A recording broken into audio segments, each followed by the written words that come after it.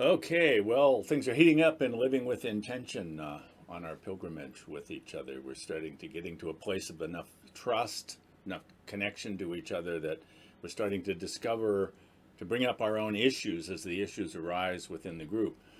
So it's a little bit tender, but this is really important stuff. So I want to talk about issues, and I want us to work on being able to identify what our issues are. This is a tricky term because in some context, an issue is what is given out. It's like and you publish an issue of a newspaper, or you issue a decree, or there's something that comes out. But the way we're talking about issues here is that it has to do more with a place where we're kind of stuck, or there's a barrier, there's something problematic. And so people will sometimes talk about in their relationship with each other, our relationship has issues. um, any relationship is going to have issues because every one of us has issues, at least in this meaning of the term issue. We have places where we get stuck, we're triggered, we're tender. There's something going on within our own interior that says, ooh, ouch, this doesn't work.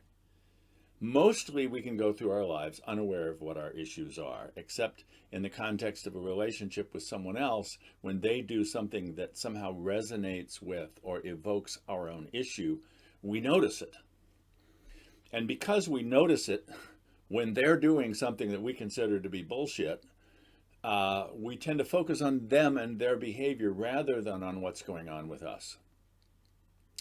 And so we try to fix them. We try to get them to be different, or we distance ourselves from them because I don't want to be a part of that. In certain relationships, we have enough of a commitment to the relationship that it makes us actually deal with the issue. And what we will discover, if we're successful at addressing it, is that it's our issue that we're dealing with. Not to say that other people don't have issues too. Not to say that it wouldn't be helpful if they were to address theirs. But the only person I can change is me. And so I want to work on being able to address the issue as it arises for me. So there are lots of social issues that we have in our society today, and they're big ones, and because a lot of people are triggered in the same ways or have the same concerns, and so we sort of resonate with folks. But let me just, for the sake of an example, make it a little bit more simple and personal and down to earth. So suppose that I, as a father, have a teenage son who doesn't clean his room to my standards. We're having an issue.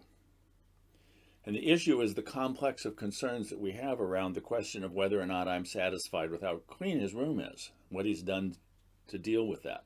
He has issues with how it is that I am, and I'm being overbearing, and Dad, it's my room, and I should have it any way I want. I have concerns about, but the issue there, that is the topic, brings up concerns within each of us. So for me as a dad, one of my issues might be that I think the fact that he leaves dirty dishes in his rooms is an attraction to vermin, and it will bring roaches into the whole house, and I don't want that. So this may be a cleanliness issue. It may be, I'm your dad, I get to tell you what to do. If you don't listen to me, you're not respecting me. And so this is a dominance issue. Do I have the authority to tell my son what to do? Is it my sense that what good fathers do is they get their sons to behave and they're well disciplined, and he's being undisciplined, and so therefore it looks bad to me, like I'm looking like a bad dad. And we can go on and on and on. There are lots of different issues, and he has a bunch of issues too.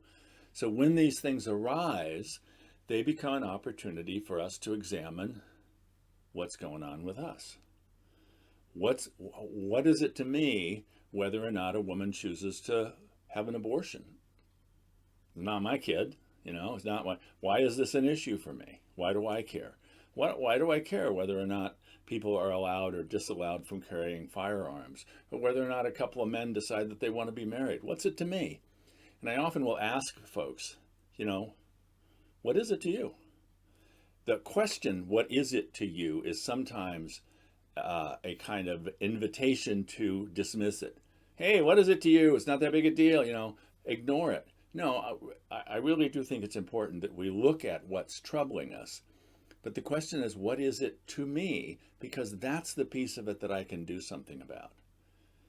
So, Sunday evening, if you're willing, I want to look at how the tensions that have come up within our own group and our own conversations, how these can be used to help us each figure out what our issues are, so that then we can begin to address them. We want to be able to name them, we want to address them, we want to be able to resolve them. All right? So, hope you decide to join us Sunday evening.